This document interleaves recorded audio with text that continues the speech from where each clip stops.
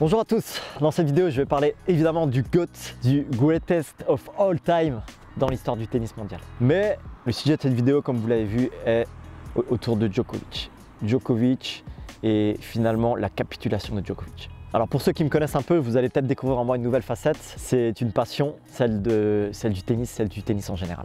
Et effectivement, en plus pour tous les fans, tous les passionnés de tennis, on se retrouve dans une ère très particulière qui est la fin de trois grands noms. Roger Federer, Rafael Nadal et Novak Djokovic. Ces trois grands noms ont effectivement marqué l'histoire du tennis mondial, de tous les ères qui ont existé dans le tennis mondial. Et aujourd'hui, on se retrouve à une ère particulière puisque ces trois grands noms sont en train de tout doucement de passer. Et effectivement, Roger Federer, Rafael Nadal, Novak Djokovic ont à eux trois 60 grands chelems, c'est-à-dire 20 grands chelems chacun. C'est très intéressant. Les grands chelems, ce sont les tournois de tennis les plus prestigieux, les plus grands, les plus récompensés. Cette année, Novak Djokovic avait l'occasion de passer devant en remportant l'US Open en cet été 2021. Et en remportant l'US Open, il aurait eu à lui tout seul donc un 21e grand chelem, il aurait dépassé ses deux concurrents.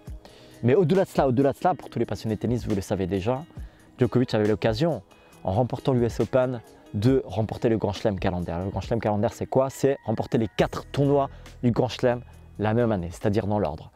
L'Open d'Australie, Roland Garros, Wimbledon et puis quatrièmement l'US Open. Il avait une ambition encore plus grande, c'était celle de faire le Golden Slam, c'est-à-dire de remporter, en plus de ces 4 Grands Chelems, le tournoi des Jeux Olympiques qui se déroulait à Tokyo. Il a échoué aux Jeux Olympiques, il est arrivé à l'US Open en grand favori et Novak Djokovic est arrivé en finale et il a battu en demi-finale Alexander Zverev qui lui-même l'avait battu aux Jeux Olympiques. Et donc il était vraiment le grandissime favori en arrivant en finale et tout le monde se disait que Djokovic allait gagner et réussir cet exploit de gagner le Grand Chelem calendaire. Le dernier à l'avoir fait avant lui, c'était Rod Laver en 1969, alors que c'était une autre époque, il y avait moins de concurrence.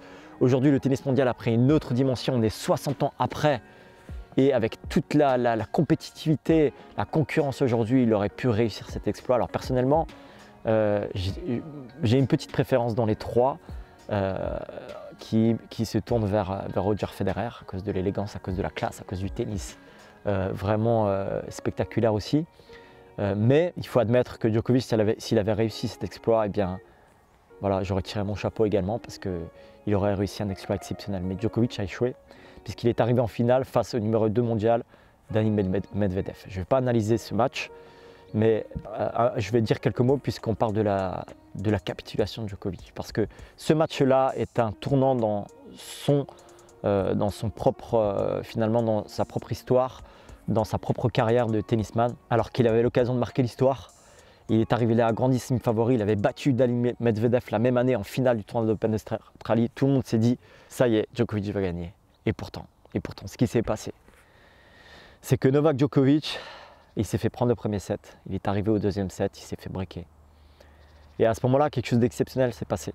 On le voit rarement chez Novak Djokovic, c'est que, alors qu'il était en train de perdre, de craquer mentalement, alors qu'il était en train de se laisser dépasser par Dani Medvedev, par sa précision, par sa puissance, et bien à ce moment-là, Novak Djokovic, devant la foule en liesse, cette foule incroyable de l'US Open, devant ce grand stade Arthur Ashe, il s'est assis sur sa chaise et il a craqué. Pourquoi? Parce qu'il était pour une fois applaudi par la foule, non pas parce qu'il gagnait mais parce qu'il perdait. Ce qu'il faut savoir, c'est que parmi ces trois grands noms, entre Nadal, Federer et Djokovic, eh bien, Djokovic est un petit peu celui qui souffre de notoriété, dans le sens où Nadal et Federer ont une grande communauté de fans. Pourquoi? Parce qu'ils ont un style très marqué. Roger Federer, c'est l'élégance, c'est la classe, c'est le revers à une main. Et puis Rafael Nadal, c'est le taureau, c'est le compétiteur, c'est la fougue. C'est le gars qui joue chaque point à 100%. Et j'avoue que même si j'ai une petite préférence pour Federer, j'ai beaucoup de respect pour Nadal. Mais Djokovic, il y a quelque chose de froid, il n'a pas un style très marqué, on l'appelle parfois robotique. C'est juste chirurgical, il est très précis, il joue un peu comme un robot et il a toujours souffert de cette comparaison face aux deux autres puisqu'il a moins de fans qui le suivent sur les réseaux sociaux, il est moins applaudi dans les grands stades. Lorsqu'il joue contre Nadal ou Federer, c'est toujours Nadal ou Federer qui sont plus soutenus par la foule. Et il s'est toujours un peu battu contre ça. Lorsque vous regardez un petit peu les images là que vous voyez défiler, vous le savez déjà, pour vous qui êtes fan de tennis, Djokovic quand il gagne c'est la hargne, il est là, il arrache son t-shirt, il montre qu'il est le grand gagnant, et il montre qu'il est là, qu'il est mentalement présent. Et ça a toujours été comme ça. Et c'est pour cela aussi peut-être que les gens ont un petit peu de mal avec Djokovic. Même si évidemment il est suivi par beaucoup de monde, mais en comparaison avec Nadal et Federer, il souffre. Il souffre de cette notoriété qui est moins élevée. Et donc, il s'est retrouvé là, en finale de l'US Open. Et pourquoi est-ce qu'il a craqué? Pourquoi est-ce qu'il a pleuré? Moi, ce que je trouve très intéressant, vraiment, c'est que tout à coup, ce grand Djokovic gagnant, qui était au point de marquer l'histoire, au point de gagner ce 21e Grand Chelem, de gagner ce Grand Chelem calendaire, et qui craque au jour J, au jour de la finale. Au final, au lieu de la hargne, au lieu de l'orgueil du champion, on a vu un Djokovic humain. Et c'est ça qui a plu finalement la foule. Et c'est pour ça aussi que la foule a commencé à l'applaudir. Parce qu'ils ont vu en lui quelqu'un aussi de vulnérable. Et je crois que c'est ça qui est frappant. Et vous pouvez le voir dans ce petit extrait que je vais vous laisser aussi lors de sa conférence de presse d'après-match. Lorsqu'il dit lui-même, aujourd'hui ce qui m'a touché, c'est la foule, c'est les gens qui m'ont applaudi. I mean, considering everything that was on the line. But on the other hand, I felt something I never felt in my life here in New York. The crowd made me very special.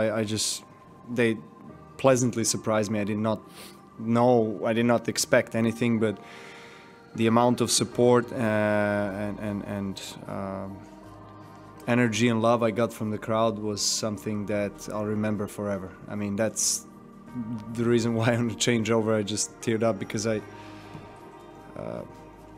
you know, the emotion, the energy was so strong. I mean, it's as strong as winning 24 Grand Slams. That's how. Et moi, ce qui me frappe un petit peu, la leçon que j'aimerais retenir au travers de cette vidéo, simplement, c'est de dire qu'on vit dans un monde où on doit toujours se battre, qui est très compétitif, on doit toujours prouver qu'on est le meilleur, prouver qu'on est fort. Et Novak Djokovic incarne cela. Il incarne la force, il incarne ce désir de gagner, d'être plus fort que ces deux concurrents qui sont adulés par la foule. Et il a failli y arriver. Est-ce que ce sera le plus grand le joueur de tennis de tous les temps? On le saura un jour. Pour le moment, c'est trop serré. En tout cas, c'est mon avis. Mais ce qui est sûr, c'est que Djokovic, à ce moment-là, il a dit ce qui m'a touché ce jour-là. C'est pas que, évidemment, j'ai pas réussi à gagner et à marquer l'histoire à ce moment-là. Mais ce qui m'a touché, c'est que la foule s'est levée pour moi. Et la foule s'est levée pour lui, elle a applaudi parce qu'il était vulnérable, parce qu'il s'est mis à pleurer. On n'a jamais vu un Djokovic comme ça se cacher sous sa serviette pendant la pause d'entre deux jeux sur son banc et de se mettre à pleurer comme un bébé.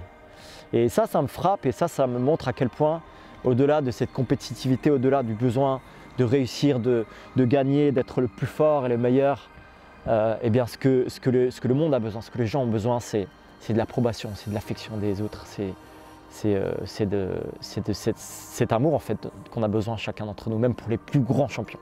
Voilà, alors je vais m'arrêter là pour cette vidéo. N'hésitez pas à commenter si pour vous c'est Federer, Nadal ou Djokovic qui est le GOAT, le greatest of all time, le plus grand joueur de tennis de tous les temps. Moi j'ai un petit avis sur la question, je vous ai donné mon avis, pour moi ça reste Federer jusqu'ici. Mais en tout cas, allez-y dans vos commentaires, donnez-nous votre avis. N'hésitez pas à aller faire un tour aussi sur notre chaîne YouTube. On a une chaîne YouTube où on traite avec Nico de plein de sujets différents sur les sujets d'actualité, mais aussi beaucoup de sujets autour de la jeunesse. Merci de vous abonner aussi à notre chaîne, ça nous aidera beaucoup. Et puis à bientôt pour une prochaine vidéo. Ah bye.